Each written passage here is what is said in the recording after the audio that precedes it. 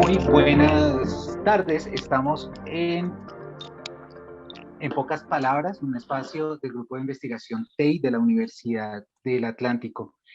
La noche de hoy tenemos, la tarde de hoy tenemos un amigo, un artista interdisciplinar que está desarrollando su carrera en Francia en este momento. Les presento a todos ustedes a un excelente colega, un gran amigo, Vladimir Rodríguez.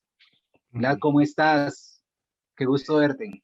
Laurencio, pues otra vez aquí encontrándome contigo. Qué bien que pues, me hayas invitado a este espacio para poder echarle un rato de reflexión y, eh, y pensamiento a esto que hacemos, a lo que nos apasiona tanto. Qué chévere, Vlad. Bueno, a la gente que no lo referencia todavía, Vladimir es artista escénico, artista en artes escénicas de la Academia Superior de Artes de Bogotá, de la Universidad Distrital. Él hizo su carrera en artes escénicas con énfasis en danza, ¿cierto? O con profundización en danza, mención en danza en todo caso, ¿cierto? Exactamente. Sí, Y digamos que pues el título era un poco largo, pero es así, es maestro en artes escénicas con énfasis en danza contemporánea, vendría siendo. sí, eso es como los títulos de los trabajos de investigación antes de que aparecieran las normas APA, ¿cierto? Duró tanto como la carrera en todo caso, ese título. Sí. Cuéntanos cómo empezó tu carrera en la danza. De manera sintética, es una decisión tardía que yo tomo a los 23 años, 24 años, decido entrar a la formación. Venía ya haciendo cosas de danza desde otras universidades en las que había estado y había estado estudiando y siempre había buscado un poco esa línea de cuerpo que me interesaba. Venía de un poco influencia sobre el cuerpo, desde el deporte un poco, desde el arte un poco. Entonces, finalmente a los 24 años, como que tuve la valentía de decir que eso podría ser para mí un oficio, que podría dedicarme a ello. Y tomo una decisión muy tardía porque ya estaba, digamos, mi cuerpo de todas maneras, eh, eh, digamos, endurecido para recibir toda una influencia técnica que era necesaria crear más temprano. Cosa que no fue un obstáculo, igual empecé mi formación a los 24 años y me gradué a los 29 años como bailarín en esa escuela. Vladimir, hay una cosa que a mí me parece interesantísima y es cómo a veces algunos artistas trasegan por otros senderos para llegar a lo que quieren llegar. Tú acabas de decirnos que tienes ciertas influencias de la educación física, del deporte, como de esto. Cuéntame un poquito de eso. Sí, lo que siento yo es que ese trasegar, pues a hoy no ha terminado, ¿no? Yo creo que ese trasegar está todavía igual no está identificado. Los títulos que de alguna manera vienen a explicar lo que hacemos son como categorías que se van renovando finalmente, ¿no? Y ahora yo siento que también eso que me definía, por ejemplo, en mis títulos de la escuela no es exactamente lo que yo hago ahora, ¿no? Eso no es a lo que me dedico específicamente hoy, no es eso. Entonces como que ese trasegar es constante. Efectivamente había, creo que una cosa de cuerpo muy curiosa de mi parte, no sé, no sabría por qué, no era una cosa ni siquiera de mi familia, digo, no tengo origen ni antecedentes ni de deportistas, ni de artistas, de cuerpo, ni, pero sí había como una inclinación o una atracción sobre ese tipo de actividades, entonces pues busqué por lo más cercano, que era el deporte, ¿no? Que era lo que tenía acceso uno de adolescente, de niño. Entonces ahí veía que tomaba mucho placer y pues, originalmente tú crees que es un asunto de de tener interés hacia la competencia deportiva, pero pues evidentemente no, porque hay gente que te supera de lejos en eso sí que son profesiones especializadas, entonces dices, yo pues no tendría chance de competir ahí adentro. Igual empecé a hacer la formación de educación física en la pedagógica y también de alguna manera me aburrí rápidamente porque había una relación con el cuerpo demasiado dentro de una lógica de la funcionalidad exclusivamente y entonces había como una parte sobre lo sensitivo y lo creativo que yo sentía que no estaba, pues que yo quería buscar también, pero pues no es que tuviese en la cabeza que quisiera bailar, ¿no? Era como una intuición. Después pasé por la danza folclórica y de la danza tradicional de alguna manera me acercó a la técnica, entonces entré a hacer técnicas modernas un poco, que eran técnicas ya duras, digamos, ya un poquito más escolásticas, más ortodoxas. Y después progresivamente, pues dije, finalmente esas técnicas no me gustan, puedo tratar de absorberlas, de asumirlas en mi cuerpo y hacer que estén en la vía de lo que yo busco. Y así hice la formación, una formación como académica que me dejó ese cuerpo que a hoy continúo armándolo, ¿no? Yo no siento que tengo 45 años y todavía siento que no he llegado al tipo de cuerpo que me imagino puedo armar, el tipo de corporalidad, más bien llamémosla, ¿no? Ese estado de cuerpo donde yo digo, esto sí es lo que a mí me sirve, esta sí es la herramienta mía con la que yo expreso una idea artística, ¿no? Todavía estoy como en la construcción de eso. Entonces es un trasegar que creo que es infinito en ese sentido y creo que eso es una de las grandes bondades del arte, ¿no? Es una cosa como tan inacabada, ¿no? Como un músico cuando puede decir finalmente ha terminado su investigación y su cualificación, pues eso son cosas para el infinito, ¿no? Creo que en otros oficios no podría hacerlo, ¿no? Podría decir, listo, yo llegué al top de top, pero en los oficios artísticos tienen una profundidad y una densidad muy, muy interesante que hay que tenerle pues mucho coraje y mucha paciencia para penetrar. Una de las cosas que acabas de mencionar, tú estudiaste educación física en la pedagógica, em, pero tú estudiaste también otra cosa. Yo creo haberte conocido en otro lugar, sí, en Sí, otro lugar en otro lugar epistemológico, para decirlo de alguna forma. sí, sí, yo pasé mucho por varias universidades buscando un poco eso que yo quería, a lo que quería dedicarme y pues con mucha flexibilidad también creo que de mis padres, ¿no? Que me dieron el chance de que yo intentara saltar un poco dentro de ciertas condiciones, me dijeron, intenta un poco tratar de hallar eso que te corresponde.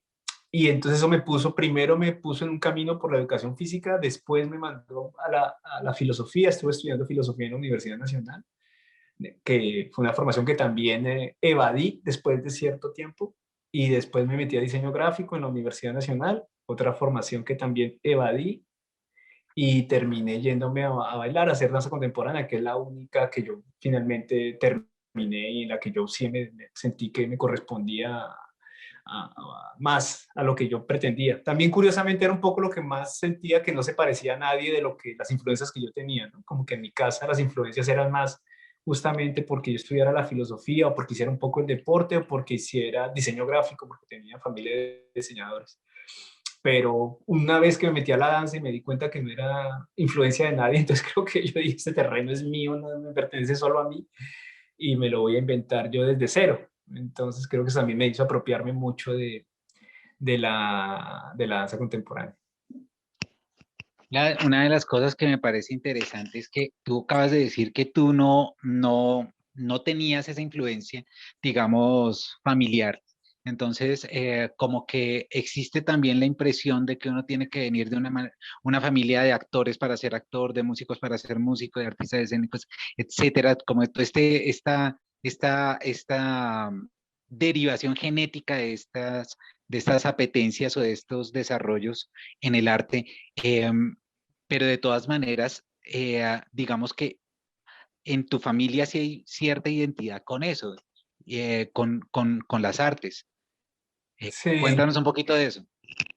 Sí, yo siento también que hay hay un mito, ¿no? También alrededor de cómo se construye un artista y muchas veces lanzamos el discurso del talento a una zona profundamente esotérica, ¿no? Y el talento es una construcción también a diario, una construcción de trabajos, una labor. Y en ese sentido, pues el que uno tenga ciertas afinidades o facilidades para desarrollar algunas tareas, ¿no? No significan que puedan justamente atravesar la profundidad del arte, de esa profundidad de la que hablábamos hace un momento justamente, ¿no? Esa densidad, el arte es denso en ese sentido. Tú no atraviesas una zona, el arte no es una zona, digamos, aligerada y sencilla de penetrar. Entonces, para poder penetrar hay un momento donde tienes que empezar a hacer que las herramientas que tienes sean lo suficientemente cortopunzantes para atravesar ese material, ¿no? Que tengan la fuerza y la persistencia de llegar ahí. Y muchas veces ahí se quiebra el talento, porque el talento entra justamente dentro de una suavidad, ¿no? Entra como una especie de espontaneidad, pero más adelante, cuando el arte no está solamente dentro de la línea de lo espontáneo, sino que justamente está tratando de desarrollar métodos de pensamiento, ¿no? Sistemas de reflexión, se vuelve como, como un sistema del saber, ¿no? Toda esta, justamente esta epistemología y esta ontología de la que hablas, porque eso es el arte, es el lugar donde el talento pues pasa factura, porque yo conozco pues mucha gente talentosa que jamás se quedó haciendo mi oficio, gente muchísimo más talentosa que yo, pero ellos no están empujando este oficio, o sea, ellos se fueron. Y estuvo muy bien además que se fueron. O sea, era gente que no necesariamente estaba aportando a hacer la evolución de esta profesión. Y otros que seguramente teníamos menos ese talento, esas condiciones, digamos, inmediatas de la capacidad, pues fuimos los que a punta de arrastre, de presión y de insistencia, nos volvimos propietarios del oficio. Y hoy en día, de alguna manera, somos propietarios nosotros, ¿no? Somos los que organizamos, los que creamos espacios, los que inventamos lógicas o sistemas de entrenamiento o estéticas. Y entonces, digo, no es porque alguien que tenga talento no pueda hacer no sea también esta herramienta justamente de profundización, pero a lo que voy es que el que tenga talento no significa, ¿no? Que sea sine qua non para que la profundidad se dé. Y eso me parece a mí que es interesante también que un artista sepa que hay una parte que es laboriosa, ¿no? Que es profundamente artesanal a desarrollar y que eso pues requiere mucho tiempo. Que si tú vienes con unas virtudes ya, digamos, desarrolladas, pues ventaja, tienes metros ganados, adelante, tienes minutos, tienes horas ganadas con respecto a otro que va a tardar más, pero no significa que a lo largo del tiempo en un oficio como este, que es como para toda la vida, tú no garantiza que lo vayas a sostener, ¿no? Claro, cuando tienes influencias de la familia, genial, genial, porque eso ha avanzado un montón de etapas. Yo tenía, digamos, más bien un acercamiento a la música, ¿no? Mi familia era muy fiestera, muy rumbera, muy rumbera. Era una cosa, una relación como que obligatoria de que todo sentimiento, toda emoción tenía que estar en relación con una música y con un ambiente donde se diera esto, ¿no? Entonces, desde eh, las cosas más alegres hasta las cosas más funerales eran parte de un ritual que tenía que ver con la música y que tenía que ver pues con esa zona de la relación con lo mismo folclórico, creo yo. Y creo que esa sería una influencia que yo digo, yo llegué con eso, ya llegué con esa percepción, ¿no? No tenía que inventar ya la música, yo la escuchaba ella fácil en mí de alguna manera ya dirigía cosas. Entonces creo que eso me parece a mí. Vladimir, hombre, hay una cosa que es súper interesante y esa relación que tienes con la construcción del conocimiento. Y cuando estamos hablando de esa relación con la construcción del conocimiento, voy acá a, a llamar el comentario de Alison Coronado. Tenemos acá una amiga, eh, colega de la danza que está en formación en la SAP. Dice, es necesario academizar el arte para tener un lugar en, creo que se refiere a un lugar en este contexto. Eh, ¿De qué formas podemos también generar esos lugares de enunciación que necesitamos los artistas. Esta es una de las preguntas que nos llegan acá. Y la otra de María del Pilar González, creo que es ella, sí, sobre maestra en artes musicales de allá de la SAP. Dice, alguna vez tuve una conversación sobre la dureza con la que los instructores o los maestros enseñan las artes, especialmente en lo escénico y lo deportivo. ¿Cuál es su experiencia formativa en cuanto a esa exigencia, a esos niveles de exigencia, o tu relación con este tipo de docentes o con este tipo de, agrego yo, o con este tipo de ejercicio de la docencia?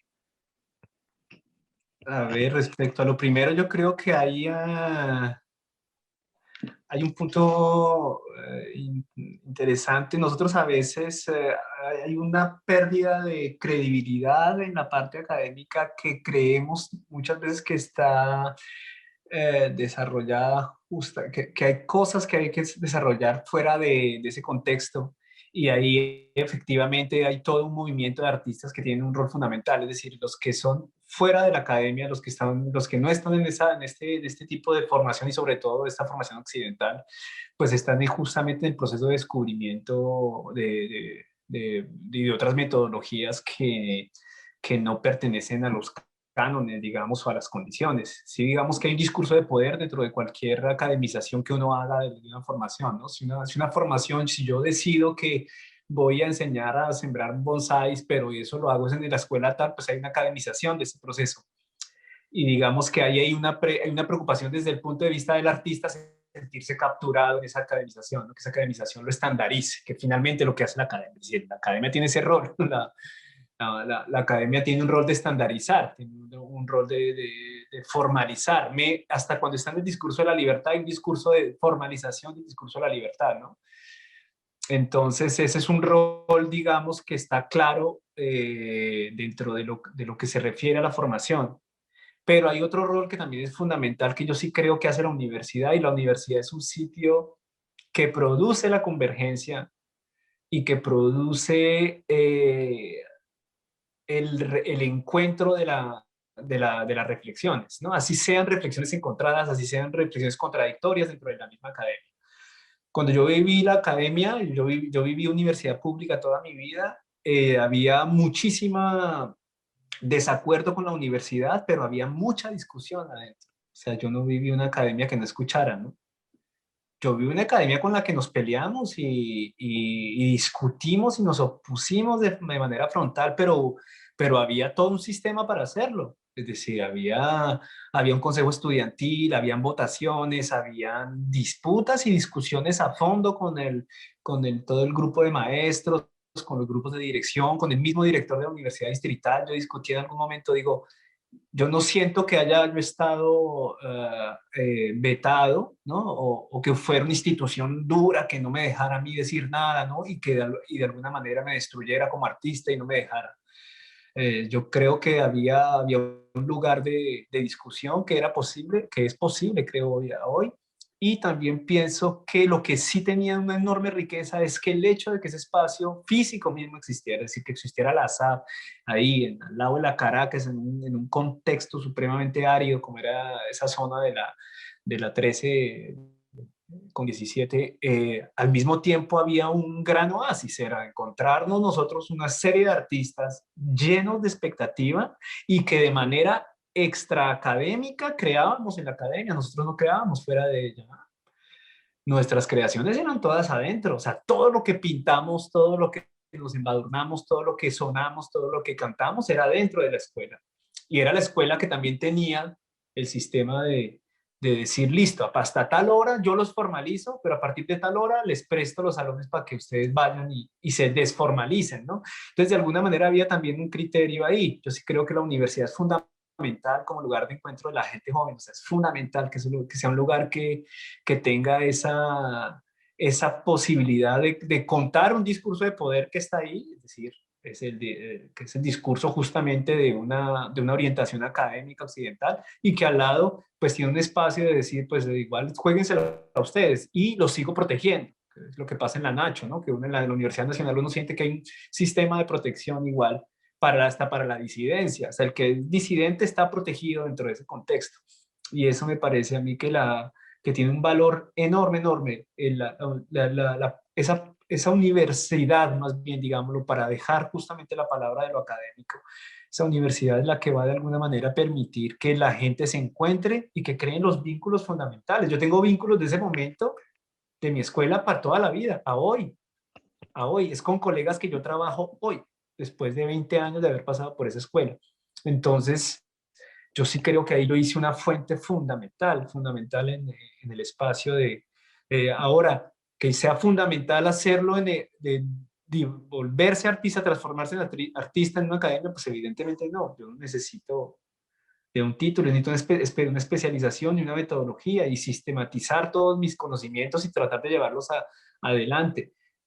Para eso, si lo puedo hacer fuera de la academia, pues está excelente que lo pueda hacer, pero no es antiacademia tampoco. Yo no pienso que haya yo sí creo que hay una técnica que la gente sabe. Yo sí creo que en las escuelas hay gente que sabe mucho de técnicas, que saben transmitir unos conocimientos súper específicos. Yo lo aprendí en mi maestro. Sí creo que ello pasaría a la segunda pregunta, ¿no? Hasta la relación con la docencia rígida. Si había una rigidez, si había una enorme rigidez. O sea, el clásico, la danza clásica que yo recibí fue una danza clásica que me ponía en una contradicción enorme sobre los principios de poder que ya habían implícitos, pero también sobre los principios estéticos, ¿no? La manera de estetizar nuestros cuerpos bajo unos cánones que no tenían ningún argumento, ni en mi persona, ni en la de mis compañeros, ni en el contexto. O sea, que pretenden construir con nosotros es una cosa que es improbable. Y éramos ratones de laboratorio un poco de esas primeras generaciones. Pero lo que sí veo que después quedó de esa rigidez es que sí quedó un conocimiento instalado en mi cuerpo. O sea, yo a hoy, después de, no sé, 16 años de haber dejado la escuela, a hoy yo utilizo recursos de esa época. O sea, y les pongo el nombre que les poníamos en esa época. O sea, yo digo, esto se llama una cuarta de Graham. O sea, para mí eso es una cosa que quedó impregnado en mi músculo, en mis fibras, en mi manera de comprender. Y yo a hoy siento que eso está, no solo porque lo llamo igual, sino porque la forma está similar a como era en esa época. Quizás ahora, claro, profundizada, mejorada o simplemente transformada en otra cosa, pero el recurso, esa fuente estuvo allá. Ahora, cuando yo aprendí esa cuarta de Graham en la escuela, pues era una tortura. Eso era una tortura. Claro, en ese momento cuando yo la recibía, yo sentía una repulsión, pero ese es el primer ímpetu, ¿sí me entiendes? O sea, esa hoy, yo hoy admiro a Graham, pero en esa época yo la aborrecía. Yo no podía creer que estuviéramos a esa señora. Me parecía absurdo. Hoy en día tengo una enorme admiración por ese trabajo, porque claro, me doy cuenta también de esa famosa densidad de la que hablaban, ¿no? Pienso que es una mujer que sí tuvo una profundidad enorme en su persistencia. Entonces, si a primera confrontación con mi maestro ya tengo una repulsión porque yo siento que es rígido, pues es demasiado temprano. Claro que es rígido, eso no lo va a negar, ¿no? Es decir, les llaman técnicas duras, digo, son rígidas, pero con el paso del tiempo, que yo sí siento que hay una decantación de esa información y esa información queda ya en uno, ya no soy un contra Graham como lo era cuando la primera vez que lo recibí, ¿no? Yo quería hacer era cosas contra Graham, ahora no, pues yo hago cosas con eso y con miles de otras cosas, ¿no? De ejemplos que hay sobre ese lugar. Evidentemente no hago hoy Graham, no podría hacerlas ya tampoco, pero sí siento que me dejaron huella en mi cuerpo y que tenía que ver con esa manera como me la transmitieron mis propios maestros. Evidentemente, menos mal que hoy en día es mucho más, hemos sofisticado la enseñanza y le hemos bajado a esa relación de tiránica, ¿no? Del que sabe y el que no sabe, ¿no? Del que sabe y el alumno, ¿no? Sino que aquí al contrario está igualado muchísimo la relación y entonces ya hay un sistema un poquito más también de persuasiones y de comprensiones antes de exigir que alguien tenga logros sobre una técnica. Vladimir, hermano, has hablado de un montón de cosas súper interesantes, pero antes de que te acabes la copa, Salud. Estoy aquí con un jugo de naranja. Sigamos brindando, compadre. Eh, la maestra María del Pilar por acá. Muy agradecidos todos, el público está muy agradecido con tus intervenciones. Mira, hay una cosa que me parece súper interesante, ¿no? Es que hablas de un lugar del resguardo en la academia. Y si los que hemos tenido pues el chance de conocer la SAP, nos hemos dado cuenta que en realidad sí es un oasis, es un lugar de resguardo.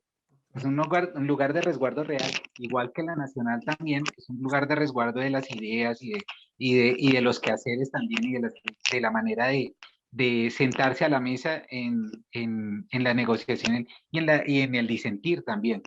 Pero ese lugar, ¿cómo logramos contextualizar ese lugar que tenemos nosotros en nuestra cabeza, en nuestra historia, en este contexto de lo global? Es decir, ¿cómo vemos el desarrollo de las artes escénicas en este contexto de lo global y en el caso específico, pues, de Colombia? ¿Cómo lo ves tú? No sé, a ver si entiendo un poco lo que preguntas. Yo siento que de alguna manera las construcciones que uno hace al interior de la cultura a la que pertenece son construcciones que tienen como ramificaciones que pueden ser de un orden mucho más espontáneo, digamos, de lo que se referiría al arte popular, digamos, y de unas construcciones que son de orden, digamos, más científicos y más estandarizados, como es el caso de lo académico. Y yo creo que esas dos son cosas que son fuentes fundamentales. Pero aunque hay una serie de confrontaciones se van a producir dentro de ambas ramificaciones, no significa que no haya una enorme influencia finalmente de lado a lado. Entonces yo sí pienso que nosotros, por ejemplo, en Colombia tenemos una altísima influencia de la parte tradicional y de la parte folclórica, ¿no? De lo que se refiere justamente a este acervo cultural que ha sido transmitido a través de las generaciones. Yo lo percibí mucho cuando me vine a vivir aquí, porque aquí yo sentía que eso era normal que los abuelos de uno cantaran guabinas, ¿no? Y acá cuando uno viene a Francia, efectivamente, o en Europa, uno nota que hay una distanciación enorme con eso que ellos asumen como folclórico, es que uno se da cuenta que la influencia es mínima. Claro, la influencia está porque está en la arquitectura, está en la calle, está en lo que comen, ¿no? Está en su gastronomía, está en sus hábitos, está en su lenguaje.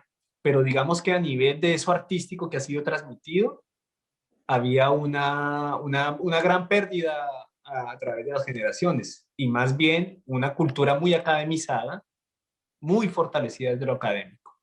Eso es lo que yo siento aquí como en comparación, ¿no? Si yo veo el parangón entre eso que yo veo en países, digamos, los países primermundistas como la misma Italia, es decir, en Italia uno tiene que ir adentro, en Italia es bien al sur para pillarse los músicos que todavía le dan a los instrumentos, de resto hay una sofisticación tal que la gente no tiene una relación directa con esas cosas, es decir, no existe una guitarra en casa, son cosas, no existe, no hay, eso no es así de típico, no es como uno que va a una casa en Bogotá y no sé, en el 50% uno encuentra una gaita, o al menos hay no sé, un cencerro, debe haber alguna cosa que Un suene, ¿no? tambor, una Como, guitarra, una flauta, alguna cosa.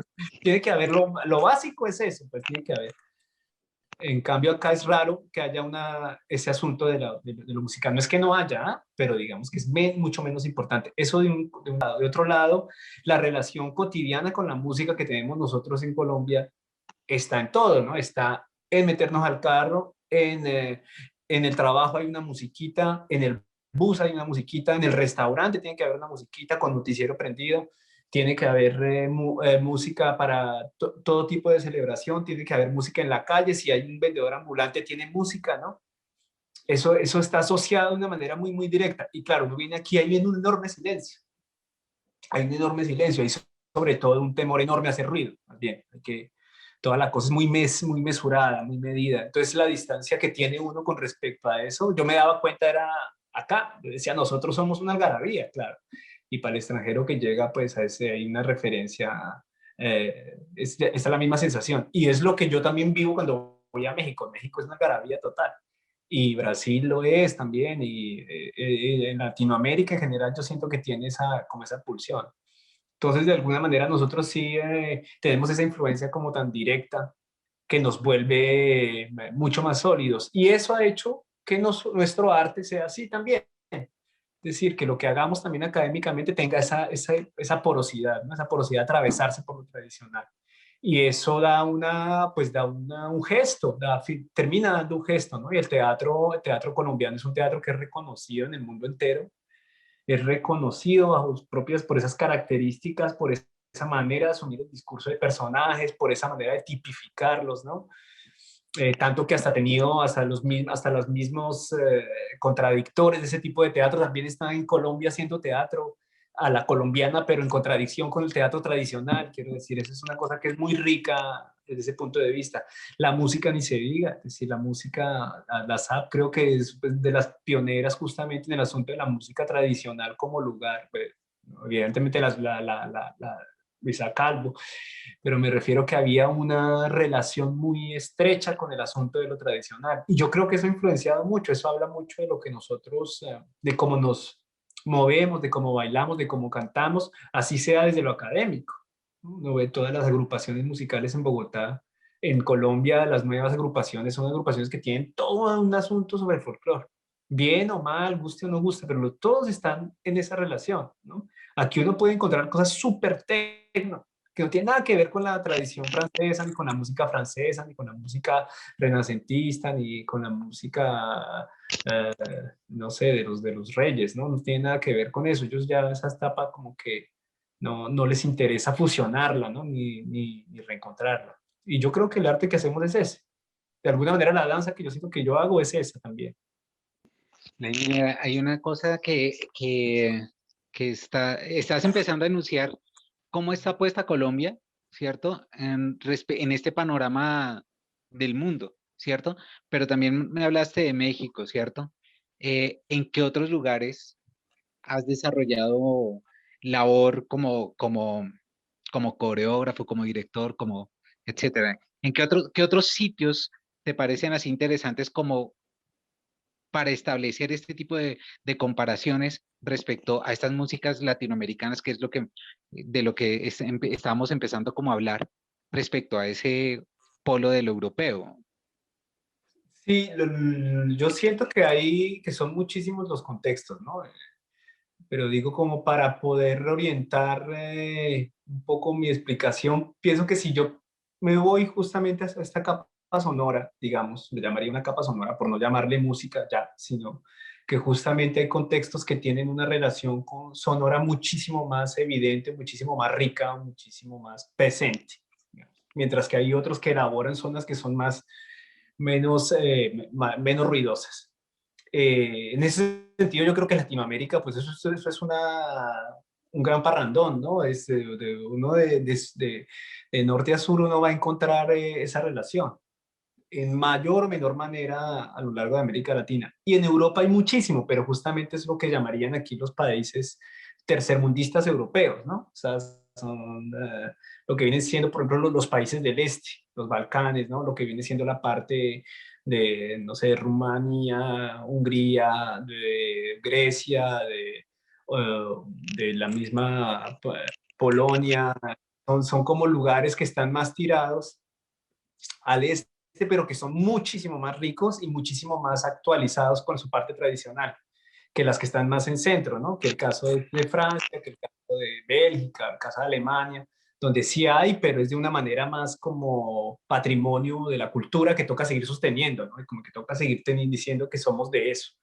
En cambio, en esos otros países hay una creación espontánea, que es lo que pasa en América Latina, pues hay una creación espontánea. O sea, nosotros no hacemos música tradicional porque es que la Secretaría de Cultura nos dice que nos va a dar plata para sostener el patrimonio. O sea, no nos den, eso es una cosa que se va a hacer. Se va a hacer porque nos pertenece a tal punto, a tal punto hace parte de nuestra naturaleza que su transmisión es espontánea. Entonces yo creo que cada contexto tiene lo suyo. No hablemos de África, no hablemos de Asia porque efectivamente son lugares que de manera espontánea sí sostienen esa relación como profunda.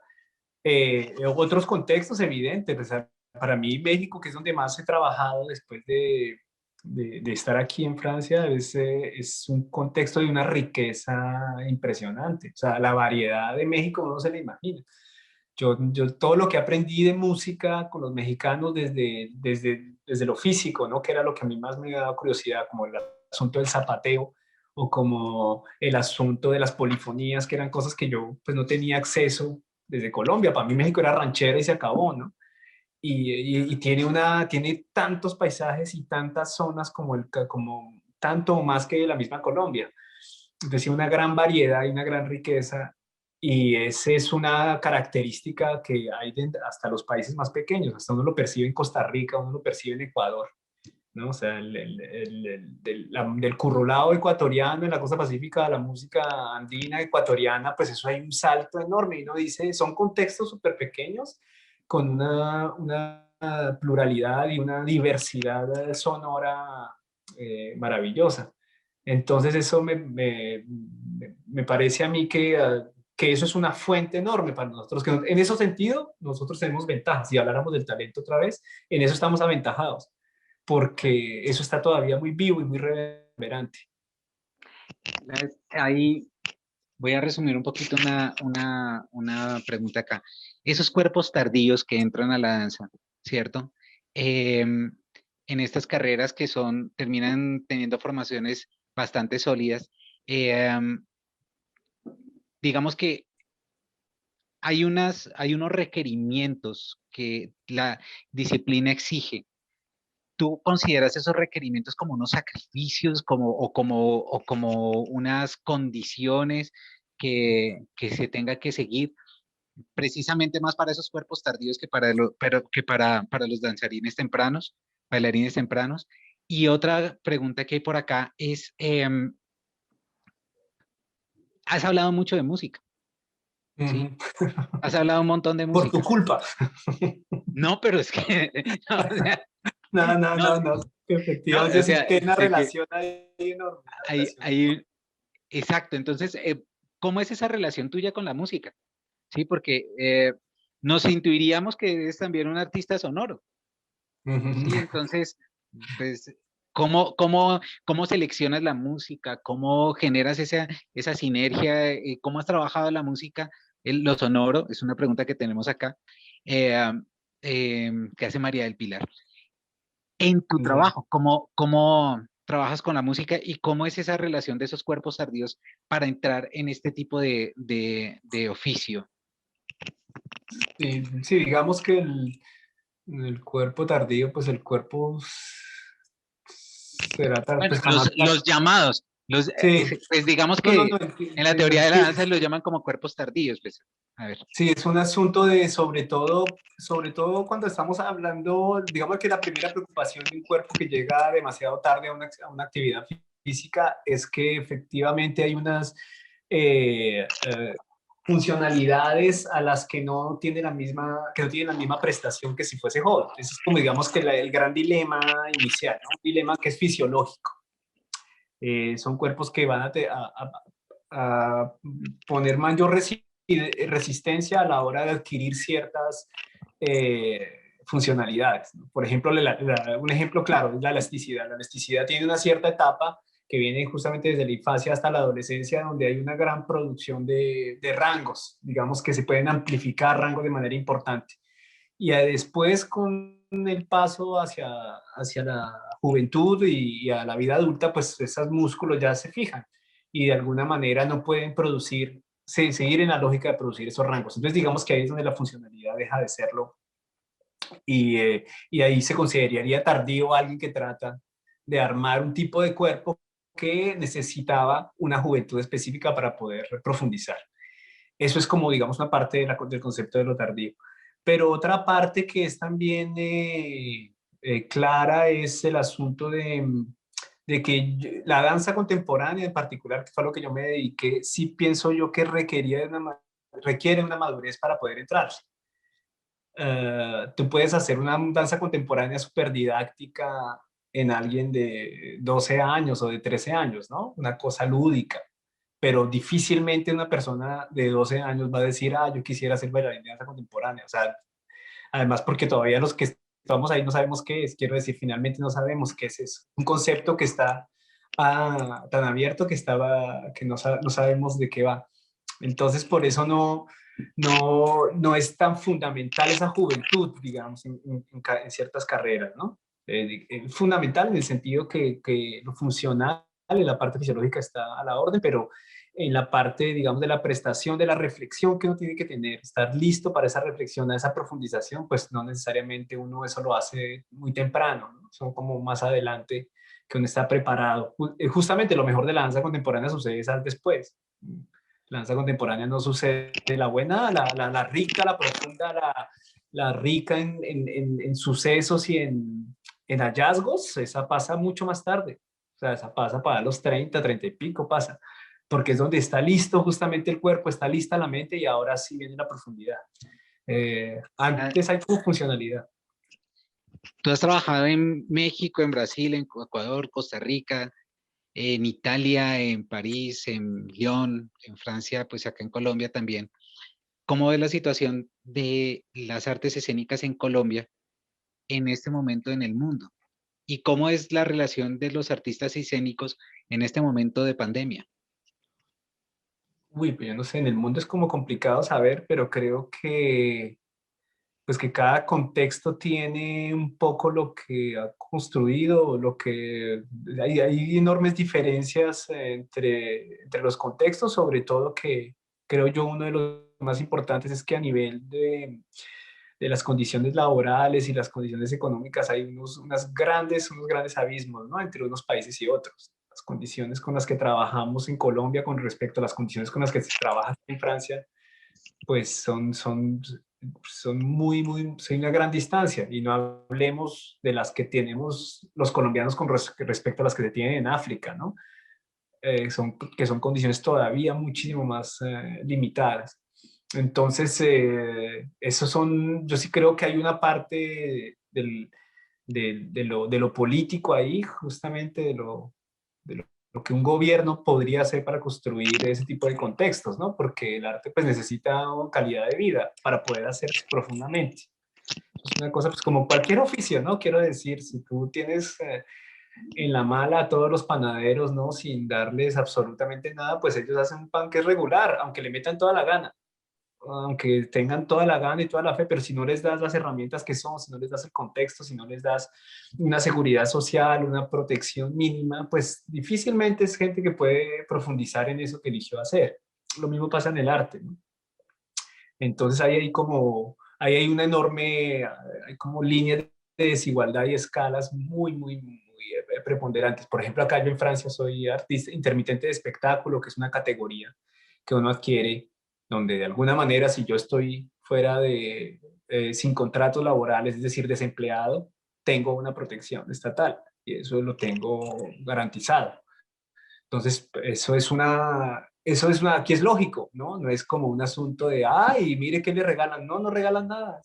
Esto fue hecho, pues, a punta de manifestaciones en la calle, hay que decirlo, de carros quemados y de vitrinas rotas. Y esos son derechos ganados que hoy, pues, nos beneficiamos otro montón de personas, ¿no? Muchas veces en América Latina consideramos que son como bondades, ¿no?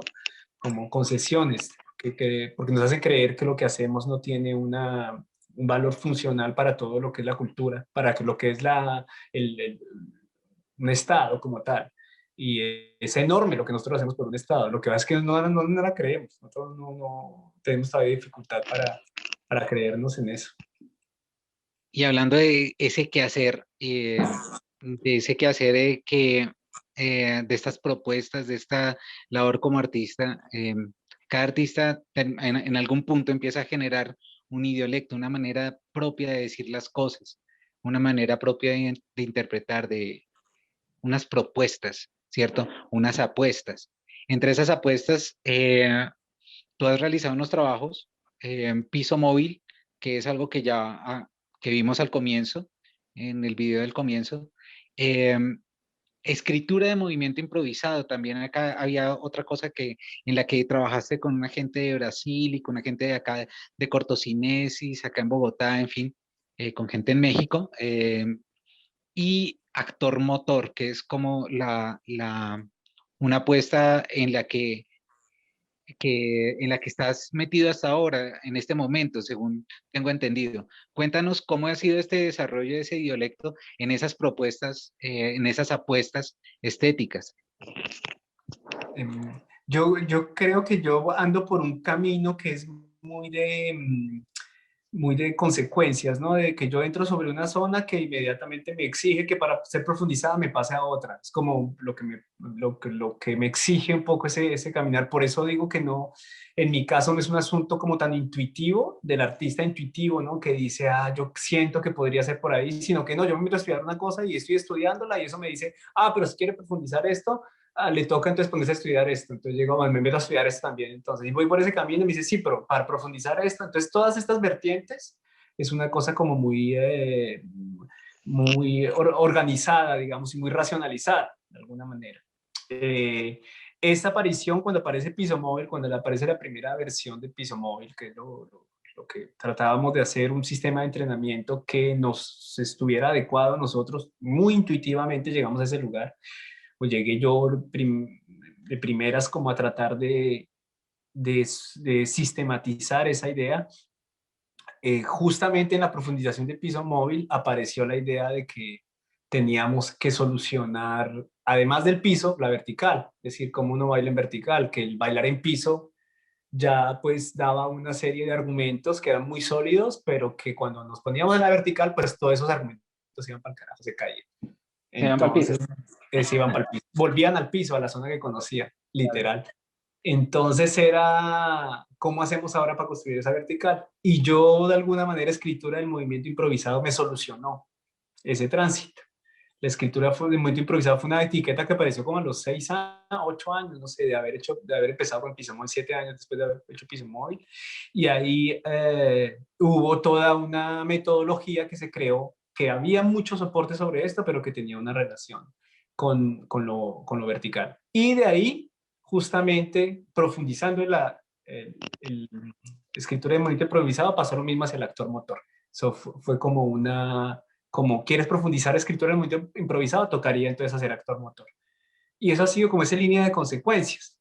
Así siento yo que ha sido el arte que yo he creado, un arte que tiene es más bien una exigencia de la parte previa, ¿no? Como si mi etapa previa me dijera, no, le tocaría hacer esto, si usted quiere profundizarlo, tendría que mejorarlo ahí. Pero digamos que en resumen, el piso móvil pues trabaja justamente la superficie horizontal, el piso, como soporte primero. Y dentro de la hipótesis mía es que uno tendría que pasar por otros materiales menos sólidos que el piso. El piso es rígido, entonces uno tendría que pasar por otros lugares. ¿Por qué no los líquidos? ¿Por qué no el agua? ¿No? ¿Por qué no?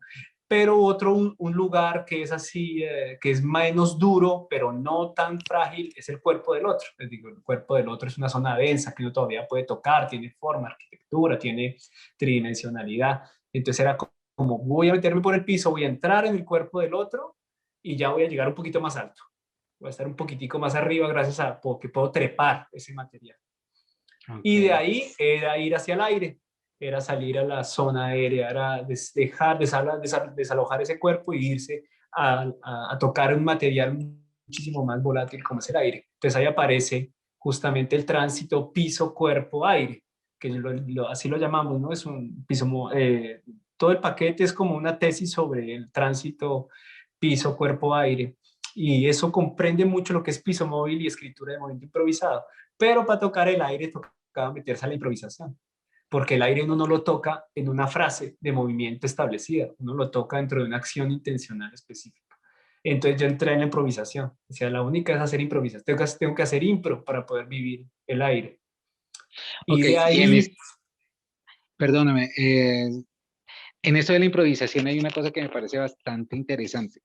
En tu último trabajo, precisamente en un taller que tuve el chance de presenciar acá en Colombia, de actor motor, el trabajo de estas unidades silábicas, el trabajo de estas fragmentaciones, el trabajo de, este, de esta interpretación del sonido por sí mismo y del gesto del actor, que me parece tremendamente interesante. O sea, esa gestualidad del actor que está relacionada con este elemento sonoro y con con el cuerpo, pero desde unos parámetros bastante interesantes. O sea, yo lo interpreto como fuera de la racionalidad, pero pues me interesa pues, que nos comentes un poquito sobre eso.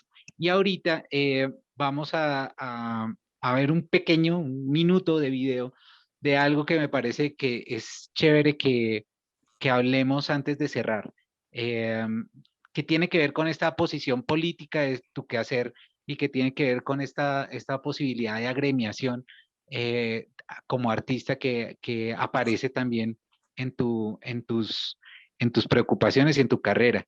Pero háblanos un poquito más de, de de ese sonido, de ese gesto del actor y de ese gesto del cuerpo en esa improvisación.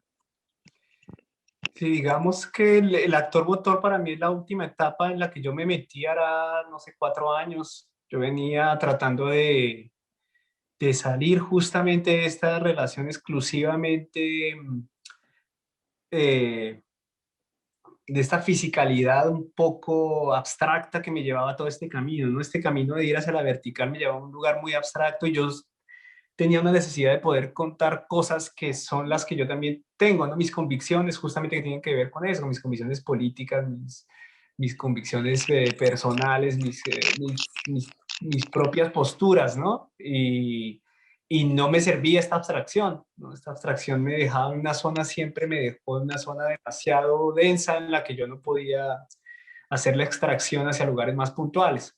Entonces tenía como que obligar cosas a que entraran ahí adentro, ¿no? Como, bueno, voy a bailar esto abstracto, pero muestro un video que sea específico, ¿no? Voy a bailar esto denso, pero después dejo una voz que suene, que explique. Era como esa sensación de no puedo hacerlo desde donde estoy, no podría hacerlo, siempre tendría que valerme, que ahí vendría el argumento este de la interdisciplinariedad que es tan interesante a discutir.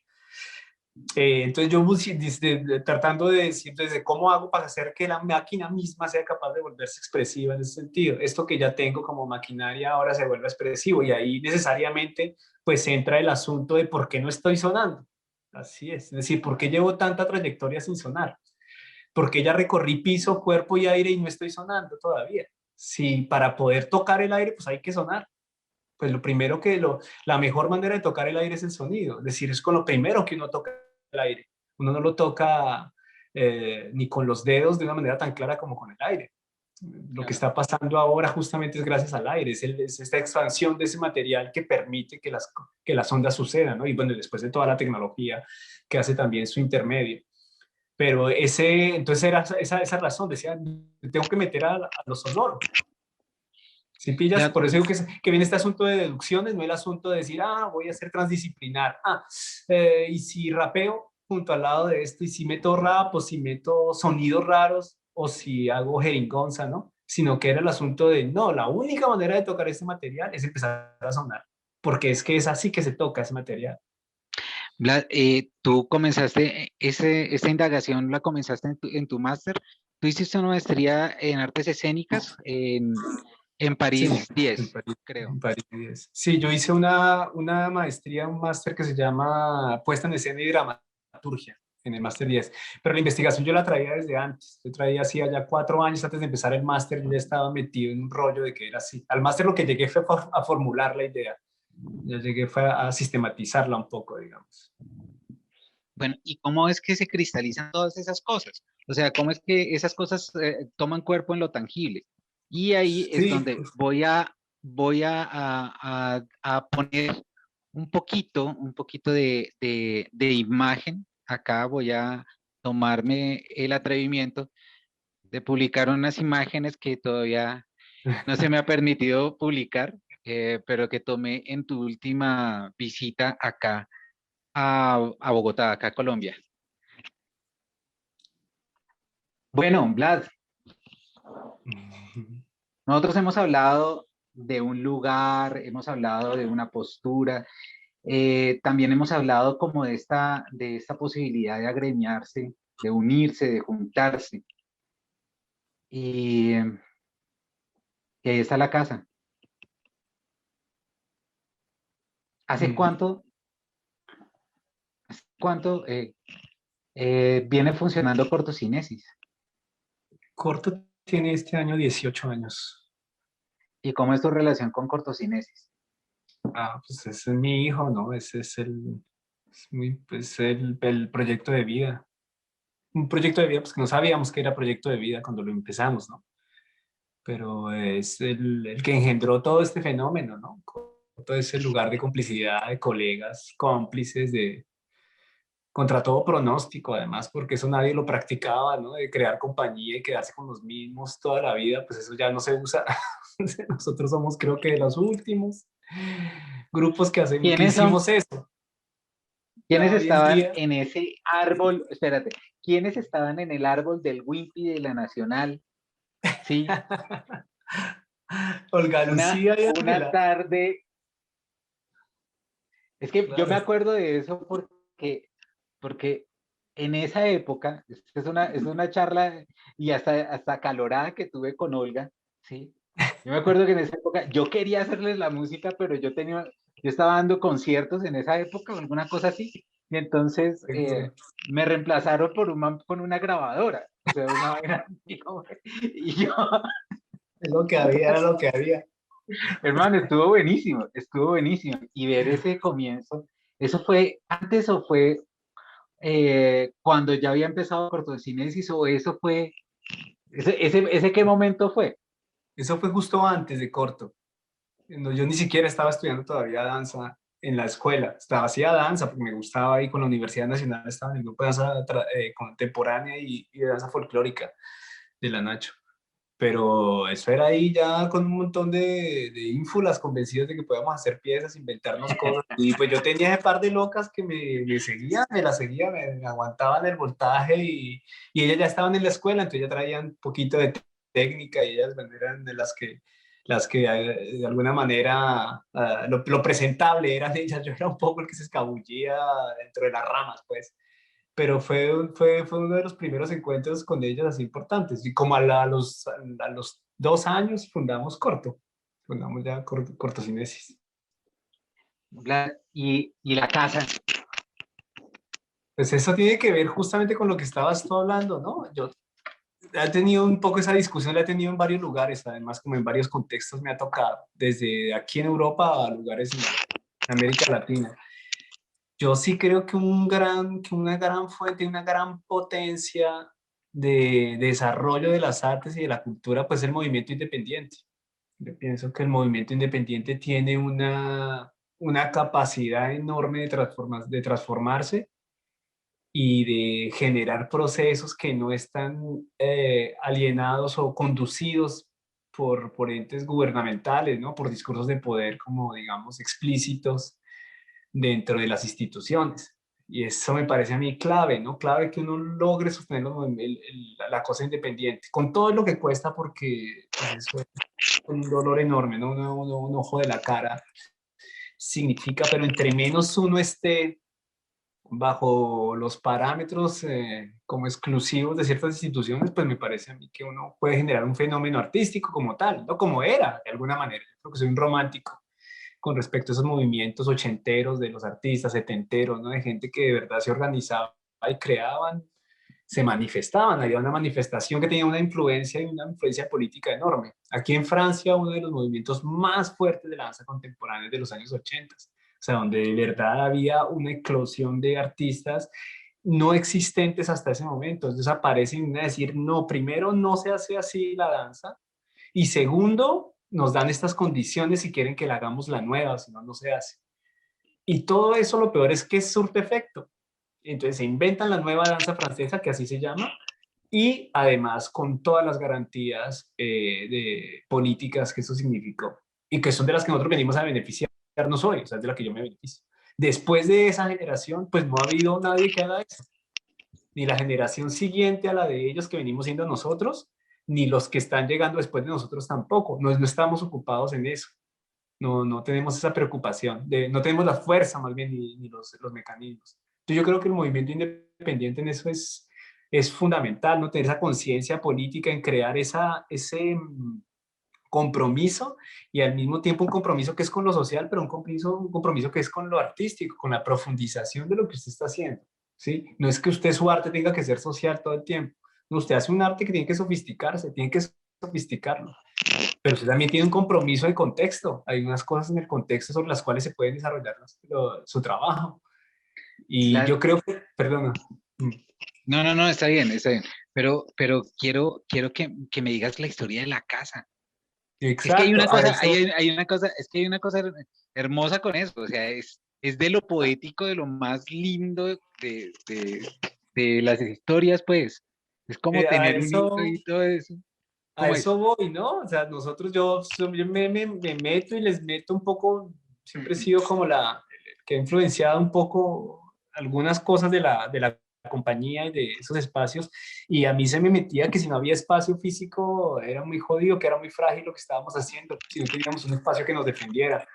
Y eso significaba tener muros, puertas y ventanas. La única es que tengamos unas fronteras establecidas para que no, si no vamos a estar a la pata de lo que nos digan, vamos a tener que correr alquilando salones, que nos dejen trabajar, que ciertos trabajos no se puedan hacer porque nos van a decir que ahí no se puede, que esa pared no me la toque, que no me suba tanto el sonido, que ese tipo de danza no se hace aquí, en fin. Entonces decíamos, no, la única es que creemos un contexto nuestro, que hagamos nuestra propia burbuja.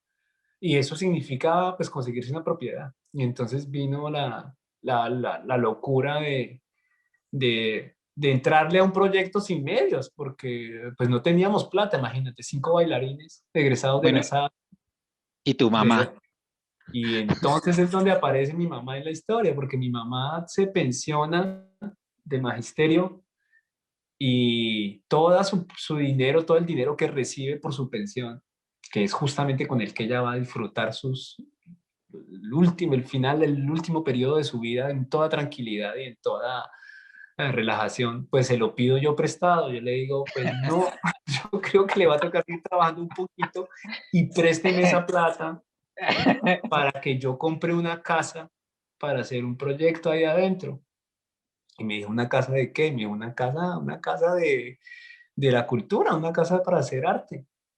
Decía, pero es un salón. Yo le dije, no, un salón no es un salón. O sea, no es que nos alquilen un salón, es que necesitamos un espacio que nosotros administremos y que nosotros digamos qué es lo que pasa adentro.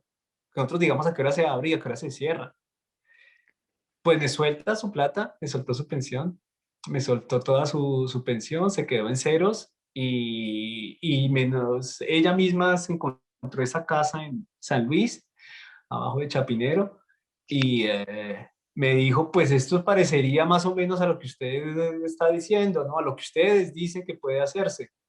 Y dijimos, va, entonces una casa, pues compramos un terreno con una casa, pero totalmente destruida, en estado de abandono terrible, en estado de casi que destrucción total, con habitantes de la calle que estaban allí ya pues, apropiados del terreno y fue comprar esa cosa así, en ese estado, entrar y decir, "Puta, ¿en qué nos metimos? Porque ¿quién puede trabajar acá adentro? Esto es un hueco".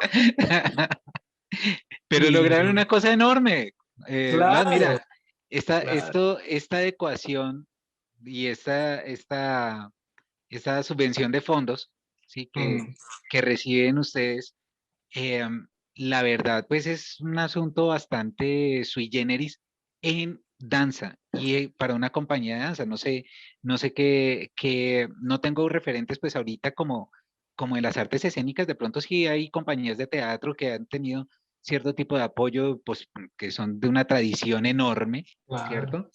Pero en danza no he visto este fenómeno, ¿no? Claro, claro. Tú lo dices bien, los espacios para la danza son súper limitados. O sea, finalmente para la música hay auditorios y para el teatro pues hay teatro. Pero para la danza, espacios dedicados es siempre pidiéndoselas en préstamo a los teatros, teatros que hacen teatro, que les da pereza prestárselo a la danza. Entonces no hay espacios exclusivos para eso y eso no solo ya en la parte profesional, sino en la misma parte de la formación, siguen siendo escasos. La casa pues se estableció y nosotros la construimos, la continuamos armando y empezó a tener programación, que fue lo que logramos hacer, fue programar obras en esa casa que tenían que ver con performance, con teatro, con música, con danza, obviamente, y eso de repente nos dio un ritmo, nos empezó a dar, nos dio a conocer como un lugar underground, ¿no? Un poco decrépito, pero que funcionaba para hacer obras raras, ¿no? Obras un poco dark, porque ese espacio estaba pues súper derruido y había un montón de artistas, o sea, cuando abrimos el espacio para que la gente llegara, eso fue impresionante la cantidad de artistas independientes en necesidad de un espacio, pues lo mismo que éramos nosotros antes, pero Claro. nosotros íbamos en búsqueda de casas, nosotros estábamos buscando salas de danza. Entonces, pero una casa como la nuestra que decíamos así de golpeada, ¿quién va a llegar? ¿Quién va a llegar? Eso se llenó en minutos. O sea, todo el mundo quería ser ahí. Hasta el Iberoamericano nos contrató la casa porque querían un lugar decrépito, justamente de ruido para hacer una obra bien densa. Entonces, el lugar de nosotros era... Y con esa programación y con ese histórico, con ese historial que empezamos a hacer en ese espacio, pues fue donde vino, donde aplicamos justamente la ley del espectáculo de la Secretaría de Cultura durante 3 años porque no la ganábamos, no ganábamos, nuestro proyecto no ganaba, que era justamente un proyecto para compra del inmueble y para mejoras del inmueble. Y después de 4 años de lucharle a ese proyecto, no lo ganamos y entonces yo he podido devolver 4 años después de que mi mamá se jubilara, he podido regresar su dinero, pagarle su plata, un poquito de ganancia y además tener dinero para readaptarla. Entonces la casa que tú conoces pues es una casa que está transformada en unas condiciones pero óptimas y que está nueva sobre todo. Que Sí, eso. fue la transformación, la metamorfosis de esa casa. Los vecinos de esa casa, la gente que vive en ese barrio dice, pero si eso yo pensé que era que iban a demoler. Todo el mundo pensaba que era demolición que eso entraba porque estaba demasiado abandonado. Y no, ahora hay un lugar que respeta, porque es patrimonio arquitectónico de San Luis, que respeta lo que era originalmente, pero por dentro pues tuvo una metamorfosis.